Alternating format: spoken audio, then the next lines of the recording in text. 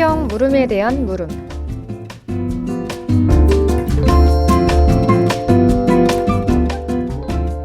이 코너는 가톨릭 신자들이 신앙생활을 하며 느꼈던 성서적인 물음에 대해서 살펴보고 다시 한번 신자들에게 새로운 신앙적 물음을 던짐으로써 묵상해보는 시간입니다.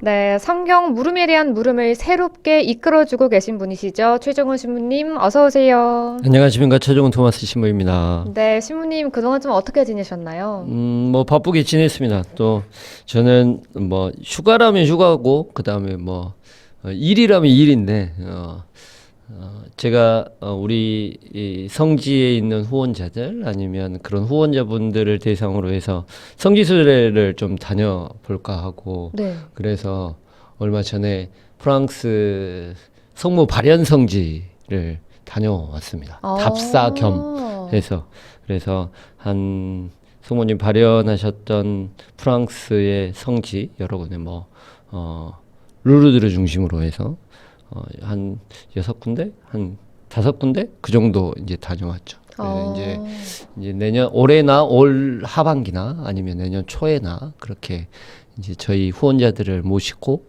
한번 성모 발현성지를 순례 한번 해볼까 지금은 계획하고 있습니다. 그래서 바쁘게 살고 있습니다. 네. 신부님은 바쁜 걸 빼면은 뭔가 안 될 것 같은 그런 느낌이 좀 드는 것 같습니다. 뭐 하는 일이 많아가지고요. 그러니까요. 네, 그렇습니다. 네, 그러면 하는 일 좀 많으시니까 바쁘지만 오늘도 방송을 잘 부탁드려 보겠습니다. 네, 뭐 잘해보도록 하겠습니다. 네, 그럼 바로 오늘의 물음 살펴보시죠. 네, 예수님께서는 기적을 행하신 이후 왜 자꾸 주위에 이 일을 알리지 말라라는 말씀을 하셨을까요? 그 이유가 궁금합니다. 라는 질문이었고요. 여기에 대한 답을 좀 해주신다면요, 신부님. 네, 이제 이게 마르코 복음을 중심으로 하고 있는 이야기거든요. 어떻게 보면 이제 복음서, 네 복음서가 이제 요한복음을 빼더라도 이제 공간복음이라고 하는 이제 마르코를 중심으로 해서 마르코를 기반으로 해서 쓰여진 이제 마테오나 루카복음 같은 안의 경우에는 이 알리지 마라라고 하는 일명 함구령이라고 하는 이 이야기가 전반적으로 깔려 있죠. 좀 모순되긴 합니다. 모순되긴 해요. 그러니까 예수님께서 마르코복음 1장 14절에서 15절에 갈릴레아의 활동을 시작하시면서 하셨던 말씀이 하느님의 복음을 선포하시며 갈릴레아 가셔서 선포하시며 이렇게 말씀하셨다. 때가 차서 하느님의 나라가 가까이 왔다. 회개하고 복음을 믿어라 라고 얘기했어요. 네. 선포라는 말 안에는 어떻게 보면 선포라는 말 안에는 사람들한테 많이 알리는 게 목적인 거죠. 네. 더 많은 사람이 예수님의 말씀을 듣고 더 많은 사람이 예수님의 모습을 보고 그 다음에 예수님의 말씀을 믿고 또 그분의 삶을 따라가는 사람들을 하는 게 목적이라고 하면 더 많이 알리고 더 많이 홍보해야 되는 게 어떻게 보면 굉장히 중요한 예수님의 뭐 사업, 예수님의 일이라고 할 수 있죠.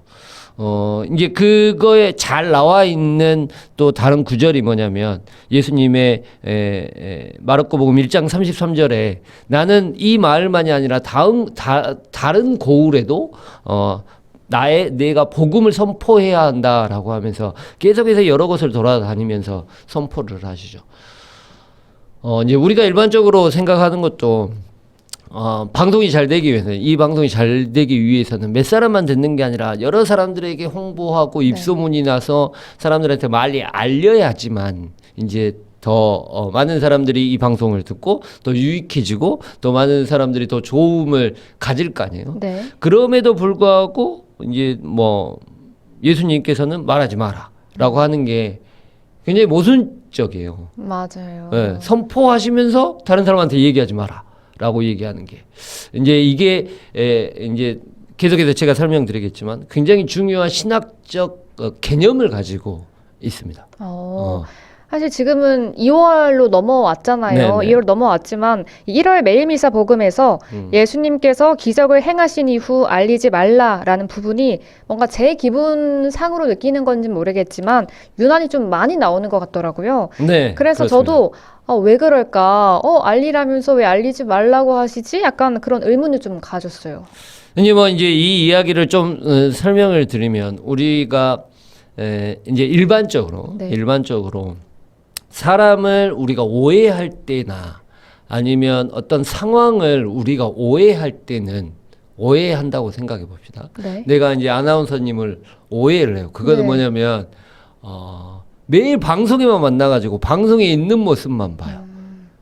예를 들어 뭐 이제 그렇게 되니까 나중에 친구들하고 같이 있을 때 어떤지 아니면 집안에서 어떻게 혼자 지내고 있는지는 나는 모르잖아요. 네. 그러니까 이제 방송에서 이제 만나면 항상 정갈한 모습에 네. 항상 깨끗한 모습에 이렇게 되나? 괜찮아요. 네. 괜찮습니까? 네. 이제 뭐 이제 그런 모습을 보니까 나는 저 사람이 굉장히 정갈하고 아니면 이렇게 똑부러지고 이렇게 뭐라 하냐면 스마트하다라는 네. 인식을 가지고 나는 이제 그 사람을 이제 어떻게 보면 판단하는 거잖아요. 네. 그런데 이제 실제 모습은 그렇지 않을 수도 있다는 거예요. 그쵸. 네. 그렇죠. 근데 네. 내가 본 모습만, 내가 바라본 모습만 오해하고 있다는 거죠.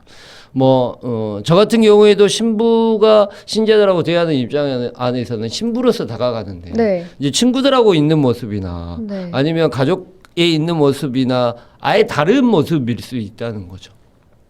그런 것처럼 우리가 가지고 있는 어떤 상황을 바라봤을 때는 오해의 소지가 많이 있다. 단편적인 편협한 모습만 바라보게 됩니다. 네.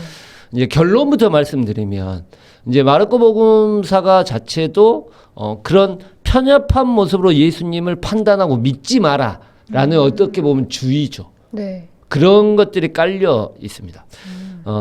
예를 들어 우리가 하느님을 믿는다라고 하면 하느님의 어떤 모습을 많이 믿느냐라고 하면 내가 원하는 것, 내가 바라는 것, 그 다음에 내가 힘들고 어려운 것, 그것들을 하느님께서는 뭐 해결사처럼 해결해 주실 거다라는 네. 그런 어떤 굉장히 큰 능력과 굉장히 우리하고 다른 어떤 큰 힘을 가지고 계신 분으로서 믿으면서 그 믿음이 기반되어 있어요. 네. 그렇죠. 그러면 우리가 무당이나 아니면 샤머니즘이나 아니면 그런 사람들한테 내 불행을 없애주고 내 아픔을 없애주고 내 고통만 없애주는 하느님만 믿게 된다고 한다면 그런 어떤 미신과 하느님을 믿는 거하고 별반 다르지 않다는 거죠. 네. 그래서 우리는 원초적으로 하느님의 나라가 어떤 것인지에 대해서 물어봐야 돼요. 원초적인 질문 자체 안에. 이게 이제 오늘 이 함구령에 대해서 이제 이걸 이제 신학 사상으로는 마르코 복음의 메시아 비밀 사상이라고 하거든요. 이게 굉장히 마르코 복음의 전반적인 신학이에요. 이게 이제 십자가 신학으로 넘어가게 되고 이제 어려운 말로 십자가 신학으로 넘어가게 되고 또 이 십자가 신학이 바오로 서가의 전반적인 또 굉장히 중요한 신학이 되거든요. 네. 그래서 이 부분이 조금 어려울 수도 있어요. 어려울 수도 있는데 그렇게 생각하시면 돼요. 편협한 예수님의 모습을 바라보는 게 아니라 네. 전체적인 예수님의 모습을 바라보라고 하는 어떤 마르코 복음사가의 어떤 의도 아니면 굉장히 신학적 모티브를 가지고 있는 겁니다. 그래서 아까 얘기했듯이 먼저 하느님의 내가 원하는 나는 어떤 하느님의 모습, 하느님의 나라를 바라보고 있는지 또 나는 어떤 하느님의 나라를 원하고 있는 것인지에 대한 질문 자체가 있어야 돼요. 왜냐하면 예수님께서 하느님의 나라를 하느님의 복음을 선포하러 오셨기 때문에 네. 하느님의 나라가 어떤 것이다라고 선포하고 계시기 때문에 마르코 복음의 주제이기도 한데요. 그 하느님의 나라가 무엇인지 알아보는 게 굉장히 중요하죠. 네. 또 신부님께서 지금 하느님의 나라는 어떤 곳인지 또 예수님께서는 선포하신 하느님의 나라는 무엇인가 또 이렇게 질문을 주셨는데요. 사실 그 질문에 대해서 제가 뭔가 한마디로 정의 내리기는 좀 어려울 것 같아요. 그렇죠. 뭔가 제가 좀 상상을 좀 해보자면 뭔가 서로를 돕고 위하고 약간 좀 나누고 약간 이런 서로가 자매고 형제인 그런 나라가 아닐까 좀 생각이 드는데요. 맞나요? 그럴 수 있죠. 이제 그런데 우리가 천국이라는 개념, 그러니까 하느님의 나라라고 하면 좀 더 거창해지잖아요. 네. 그러니까 우리가 생각해 보면 천국 이걸 이제 영어로 번역하면 파라다이스 라죠. 파라다이스가 지상의 낙원. 맞아요. 지상 낙원. 거기 가서 뭐 합니까? 뭐 누구랑 함께 지내는가? 아닙니다. 네. 그냥 혼자 편하게 쉬고 그다음에 거기에서는 고통도 없고 거의 행복하고 이제 많이 그런 걸로만 생각을 하죠. 그래서 예수님께서 하느님의 나라를 선포하시면서 갈릴레아에서 활동을 시작하세요. 그러면서 가장 많이 했던 행동 자체가 뭐냐면 병자를 치유하시는 장면이에요. 네. 그 다음에 이제 마귀를 쫓아내시는 장면이고, 또 이제 갈릴레아 활동에서 가장 중요한 게 4,000명을 먹이시고 5,000명을 먹이시는 장면. 그런 것들을 보면 하느님의 나라를 예수님의 삶과 행동으로 보여주고 있다는 거죠. 우리들의 고통이 없어지고, 네. 그다음에 우리가 배불리지 않고 더러운 영들이 쫓아내고 내가 깨끗해지고, 그다음에 배고프지 않고 언제나 배고픔을 걱정하지 않고 언제나 배부르게 살아가는 모습. 또 죄인들, 약자들, 힘든 사람들, 아픈 사람들과 언제나 함께 해주고 위로해 주시는 예수님의 모습. 또한 권력을 가지고 있는 사람들에게 대항해서 맞서 싸우는 예수님의 모습. 이제 그런 것들이 어떻게 보면 우리가 천국 하느님의 나라라고 표현될 수 있다는 거죠. 하지만 잘 생각해 보면 그거는 내가 원하는 나라예요. 네. 그러면 그건 나의 나라죠. 하느님의 나라가 아니군요. 하느님의 나라일 수도 있지만 네. 기본적으로 그거는 내가 원하고 내가 바라고 내가 소망하고 내가 희망하고 내가 하고 싶은 나라예요. 그 나라가 하느님의 나라일 수도 있죠. 네. 하지만 그거는 하느님의 마르코 복음사가는 그것만이 하느님의 나라가 아니다 라고 얘기하는 거예요. 그거보다 더 큰 것들이 있다. 내가 원하는 것들만 들어주는 그런 예수님은, 그런 메시아는 메시아일 수도 있지만 메시아가 아님을 마르코 복음사가는 마르코 복음에서 얘기하고 있어요. 그래서 기다려라. 그것만이 아니다. 그 편협한 생각만을 가지고 있지 말고 더 큰 것들을 바라봐야 된다. 그래서 아직까지는 얘기하지 마라라고 얘기하고 있는 겁니다. 네. 그렇군요. 네. 사실 좀 뭔가 행복만 느낄 수 있는 나라가 내가 원하는 나라일 수도 있을 것 같긴 한데요. 네. 사실 행복만을 느낄 수 있는 나라가 하느님의 나라가 꼭 아닐 거라는 말씀을 좀 해주셨는데, 그러면 제가 네. 더 다른 얘기를 해보면 천국에 가면 내가 원하는 것들이 다 이루어지는 나라일까요? 천국에 가면 그럴 것 같아요. 그럴 것 같죠. 네. 그런데 천국과 지옥이라는 이제 우리가 개념 안에서 지옥은 내가 언제나 고통받고 내가 아프고 내가 힘든 것만 있을 거 아니에요. 네. 그러면 매일 좋으면, 매일 행복하면, 매일 편하면 그게 행복할까요? 행복이란 게 없을 수도 있을 것 같아요. 그렇죠. 네. 그러니까 우리가 행복을 느끼는 건 어떻게 보면 고통을 느끼기 고통을 때문에. 알아야지만 네. 그 고통이 없어지는 어떤 해탈감 아니면 그런 행복감들이 있는데, 천국은 그런 고통이 없다고 한다면 네. 어떻게 비교적으로 우리가 행복을 느낄 수 있을까요?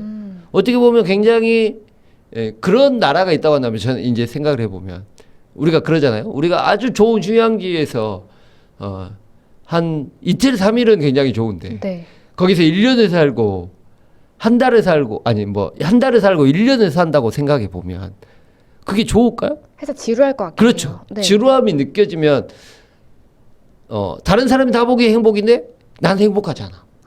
지루할 수 있어요. 네. 그럼 거기가 천국일까? 아닐 것 같아요. 아닐 수도 있다는 거죠. 네. 천국은 여기하고 여기에 아주 다른 우리가 살아가는 삶의 모습하고 저는 전혀 다르지 않는 삶이라고 생각하거든요. 천국의 개념 자체를 우리는 정말 잘 잡아야 된다고 생각해요. 우리가 그게 저도 잘 몰라요. 왜냐하면 저도 안 죽어봐서. 그렇죠. 그렇죠. 내가 천국을 가봤어야 알지. 그렇죠. 하지만 우리들의 개념 안에서 천국이라는 개념 자체를 굉장히 잘 잡아야지 우리가 지향하고 동경하고 희망하는 무엇인가의 목표점이 생긴다라는 거죠. 근데 저는 이제 제가 생각하는 천국은 그런 지루함에 어떤 똑같은 상황이 계속해서 반복되는 그런 상황은 아니라는 거죠. 내가 조금은 아플 수도 있고, 내가 조금은 힘들 수도 있고, 내가 조금은 고민하는 수도 있지만, 그 안에서 언제나 하느님께서 나를 그 고통 안에서도 이끌어 주시고 바라봐 주시고 그분과 함께 계시다는 걸 내가 느끼면서 살아가면 내가 조금 힘들지만 그래도 한 번 더 해보고 네. 이제 우리들의 일상 안에서도 그러잖아요. 내가 누군가가 있다고 생각하면 더 용기 내면서 뭔가를 할 수도 있고 또 그 사람을 통해 내가 위로받을 수도 있고 그러면서 그 위로가 완전히 해소되지는 않지만 그 위로 때문에 조금은 더 감사해하고 뭔가를 사랑하게 하고 하는 그런 마음들이 저는 천국 안에서도 분명히 있지 않을까라는 생각들을 많이 가져봅니다. 그렇군요. 네, 네. 네. 그러면 그 또 마르코 복음서를 네. 제가 좀 읽어볼까 하거든요. 네. 우리가 네. 이제 그러려면 그 함구령이 나온 부분이 어떤 부분인지 그러니까 이제 뭐 환자를 치유하시고 그 다음에 마귀를 쫓아내시고 그 다음에 누구를 살리시고 하는 장면 안에 마르코 복음의 함구령이 나오거든요. 그래서 아나운서님이 그 부분을 잠깐 읽어주시면 제가 그 부분에 대해서 이제 이 부분이 어디에 많이 포함되어 있는지 그것들에 대해서 조금 더 제가 설명드리도록 하겠습니다. 네. 그럼 제가 잠깐 그 해당 구절들을 한번 읽어드리겠습니다.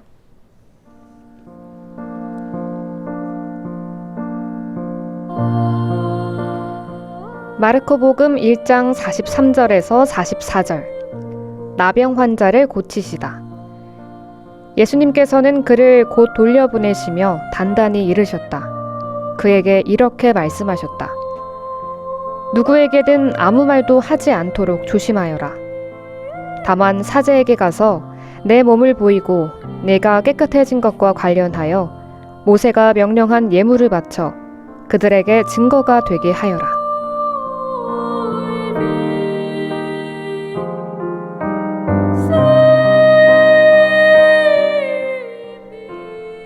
마르코복음 3장 9절에서 12절.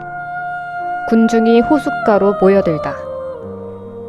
예수님께서는 군중이 당신을 밀쳐대는 일이 일어나지 않게 하시려고 당신께서 타실 거룻배 한 척을 마련하라고 제자들에게 이르셨다. 그분께서 많은 사람의 병을 고쳐주셨으므로 병고에 시달리는 이들은 누구나 그분에게 손을 대려고 밀려들었기 때문이다.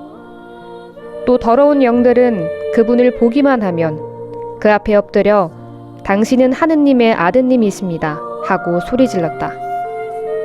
그러나 예수님께서는 그들에게 당신을 사람들에게 알리지 말라고 엄하게 이르곤 하셨다.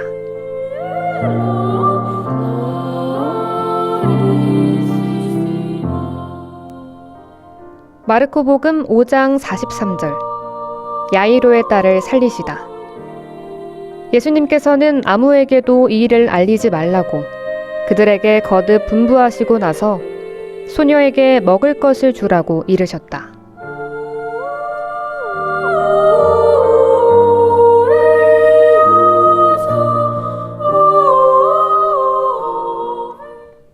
네, 여러분은 지금 가톨릭 목포성지 최종훈 신부님과 성서적인 물음에 대해서 살펴보고 다시 한번 신자들에게 새로운 신앙적 물음을 던짐으로써 묵상해보는 성경 물음에 대한 물음을 함께하고 계십니다. 신부님, 제가 방금 이 마르코 복음에 나오는 부분 중 세 부분을 좀 소개해드렸는데요. 이 구절 외에도 예수님의 함구령이 나오는 부분이 또 상당히 많죠. 네, 이제 이 부분뿐만이 아니라, 더러운 영에게도 말하지 마라. 그 이야기를, 속된 말로 입 다물어라 라고 얘기하시는 장면도 많이 있습니다. 그러니까는 잘 보시면, 나병 환자의 치유, 그 다음에 이제 더러운 영에게 말하지 말라고 권고하시고, 네. 그 다음에, 야이로의 딸을 소생시키면서도 하는 장면 자체가 어떻게 보면, 굉장히 어떤 사람들이 원하는 자기의 원의들이 해결됐을 때예요. 그다음에 누군가가 부탁해서 더러운 영을 쫓아주십시오라고 했을 때 그 영이 쫓아남을 자기가 원하는 것들 그 원의가 받아들여지고 이루어졌을 때죠. 아까도 말씀드렸듯이 내가 바라는 것, 내가 원하는 것을 예수님께서는 다 해주세요. 네. 다 들어주시죠. 그런데 그것만이 메시아로서 예수님이 우리를 구원하실 구원자로서의 어떤 힘과 능력을 가지고 있다는 것이 아니다라고 잘못 생각해 보면 그렇게 해버리면 모든 것들을 이제 예수님을 현실적인 어떤 왕으로 이제 나중에 이제 그런 움직임이 있거든요. 네. 현실적인 왕으로 그러면 우리의 지도자로 그러니까 예수님이 떠나시고 뭐 하는 뭐 이제 우리와 함께 계시면 언제나 우리가 원하는 것은 무엇이든 다 들어주실 거라는 그런 생각을 가지고 왕으로 모시려고 해요. 네. 그거는 어떻게 보면 현실적인 왕이죠. 그런 위험성이 있다는 거예요. 그러니까 우리가 미신으로 흘러갈 우리의 믿음 자체가 그런 미신으로 흘러갈 위험성이 있다는 거죠. 그러면 우리는 큰 능력을 가지고 있는 어떤 신적 능력 아니면 큰 능력을 가지고 있는 예수님만을 바라보게 된다는 거죠. 그런데 만약에 반대로 그런 내가 원하는 원의들을 들어주지 않으면 예수님은 우리에게 메시아입니까? 메시아 아닌 것 같아요. 아니게 돼버린다는 거죠. 네. 굉장히 위험한 생각입니다. 이 생각은. 그래서 얘기하지 말라는 사람들에게 이런 모습만이 예수님의 모습이다라고 하는 모습을 마르코 복음사가는 비유적으로 알리지 마라고 계속해서 얘기하고 있는 거예요. 네. 또 하나의 중요한 게 뭐냐면 이게 어디에 집중되어 있냐면 전반부에 집중되어 있어요.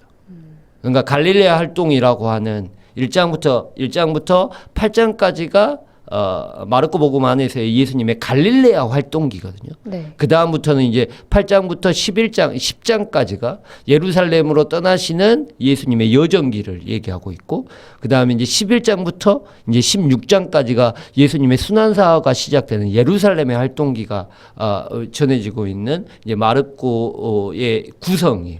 그런데 이 함구령이 집중적으로 많이 나오는, 그러니까 뒷부분 함구령이 없습니다.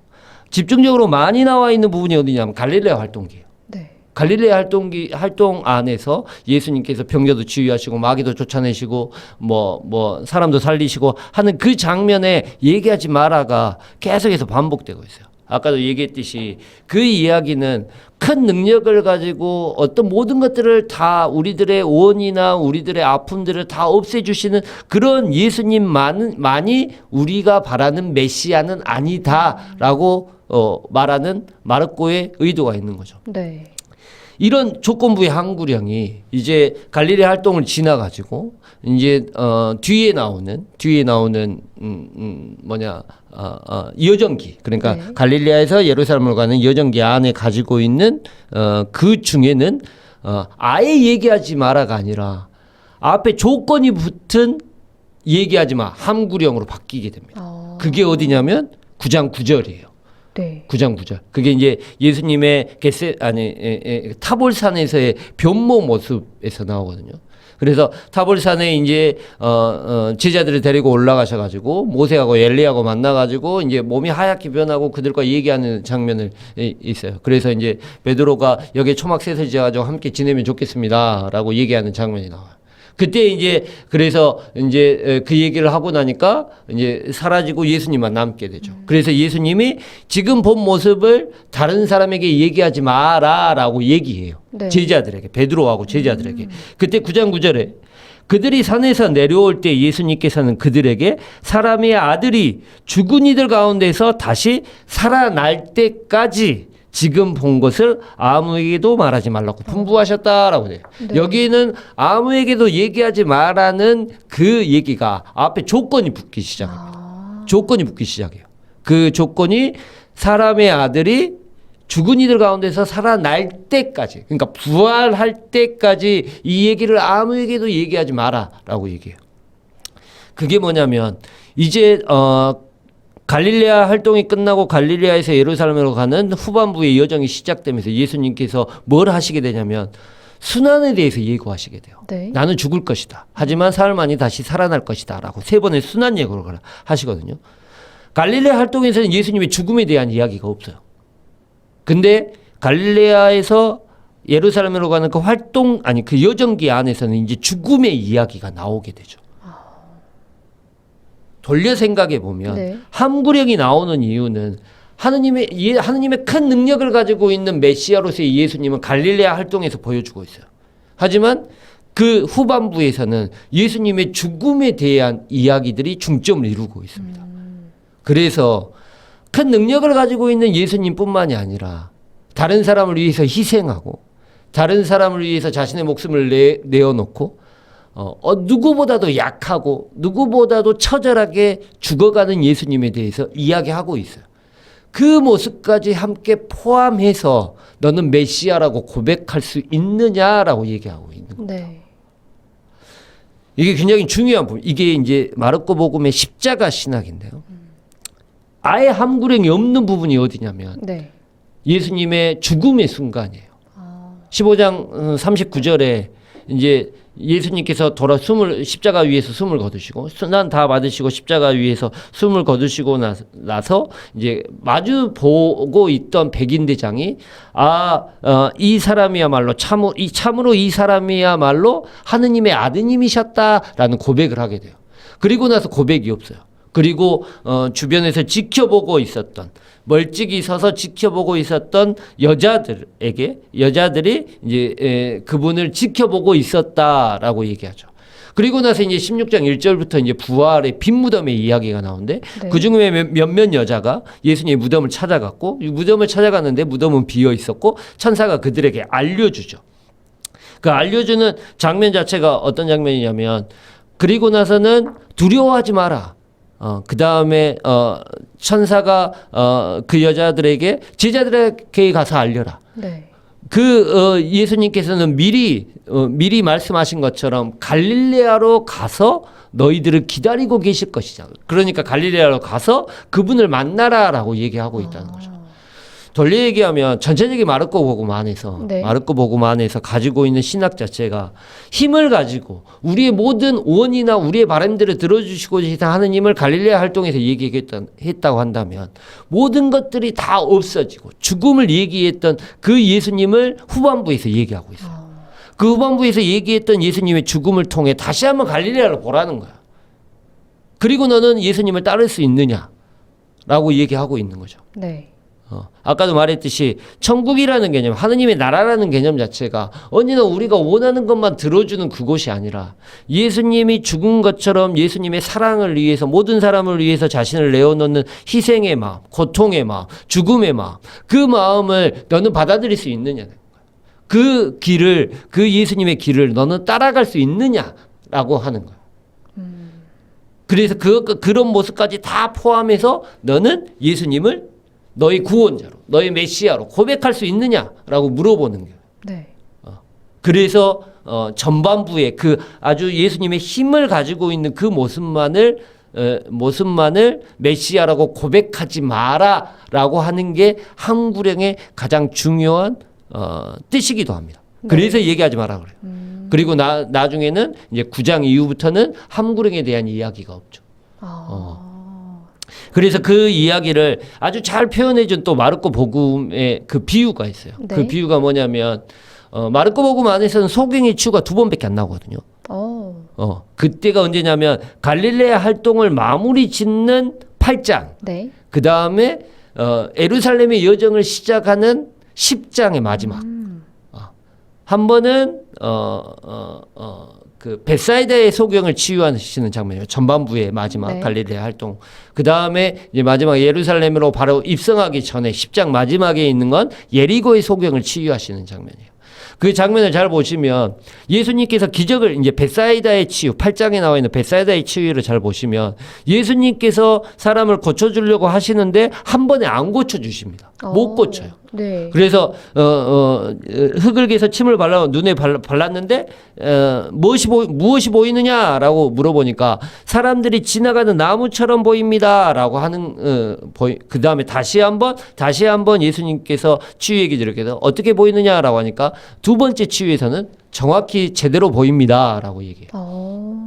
베사이다의 치유 8장을 보시면 그렇게 되어 있습니다. 그게 어떻게 보면 네. 우리가 얘기하지 말라는 함구령에 대한 은유적 표현이에요. 우리가 예수님을 보고 있는데 큰 능력을 가지고 모든 것들을 다 원하시는 대로 다 뭔가를 해주시는 예수님은 우리는 어렴풋이 보고 있는 거예요. 네. 잘 못 보고 있는 거죠. 네. 그것만을 바라고 우리가 예수님을 보고 있다고 한다면, 음. 그런 모습을 보고 있는 거죠. 그리고 나서 마지막에 이제 예리고의 눈먼이 치유는 치유하고 나서 맨 마지막에 붙는 일이 뭐예요? 그 사람이 예수님을 따라갔다라는 표현이 나와요. 맨 마지막에. 네. 그러면 그 따라가는 11장부터는 뭐가 시작된다고 그랬어요? 제가 아까 순환사화가 시작돼요. 네. 예수님의 죽음을 따라가는 거죠. 잘 보고 나서. 그게 우리들의 삶이라는 거죠. 아. 마르코 복음사가는. 그래서 우리가 예수님을 메시아로 믿고 신앙하고 있는 이유는 나의 원의를 들어주고 나의 모든 것들을 들어주는 예수님을만을 믿고 쫓아가면 흐릿하게 보는 것밖에 아니다. 네. 우리가 예수님을 따르는 삶은 예수님의 죽음, 예수님의 십자가, 그 십자가를 내가 가지고 있는 고통, 아픔을 아예 다 없애는 게 아니라 그 고통을 감수하고 인내하고 그 감수하고 인내함을 통해 사랑을 전하고 누군가를 더 사랑하기 위한 그 따름의 길을 걸어가야지만 우리가 예수님을 메시아라고 표현하고 메시아라고 고백할 수 있다는 거죠. 그게 마르코 복음사가의 함구령 아니면 얘기하지 마라고 하는 어떤 메시아 비빈사의 핵심입니다. 네. 사실 더 이야기를 듣고 싶은데 아쉽게도 좀 마칠 시간이 왔어요. 그러면 신부님께서 오늘 함께 이야기 나눠본 이 예수님의 함구령으로 우리 스스로에게 어떤 물음을 던지고 또 어떤 묵상을 했으면 하시는지 간단히 말씀해 주실까요? 저는 이 메시아 비빈 사상이 어떻게 보면 마르코 복음 전체의 신학 중에서 굉장히 중요한 신학 중에 하나예요. 아까도 말씀드렸듯이. 네. 그래서 저는 나는 어떤 예수님을 바라고 있는가? 나는 지금 네. 나는 내가 당하고 있는 고통을 그냥 단순히 해소시켜주고 아픔을 해소시켜주는 그런 예수님을 바라고 있는 것인지 아니면 내가 가지고 있는 고통과 아픔이 누군가를 위한 사랑이라고 한다면 나는 그것들을 버려야 할 것인가 아니면 감수해야 할 것인가 인내해야 될 것인가 예수님께서 우리를 위해서 십자가를 짊어지셨던 것처럼 우리의 사랑을 우리에 대한 사랑 때문에 그 고통을 감수하셨던 것처럼 그런 예수님을 우리가 믿고 있다고 한다면 우리는 지금 내가 당하고 있는 고통이 누군가를 위한 사랑이라고 한다면 버려야 할 것인가 감수해야 할 것인가 라는 질문들을 드리고 싶어요. 나는 지금 어떤 예수님을 바라고 생각하고 따르고 있는지 한번 스스로에게 질문해 보시는 시간이 되셨으면 좋겠습니다. 네, 오늘 신부님의 그런 질문을 여러분께서 다시 한번 좀 생각해보는 시간들 가져보셨으면 좋겠습니다. 신부님 오늘도 좋은 말씀 감사합니다. 감사합니다.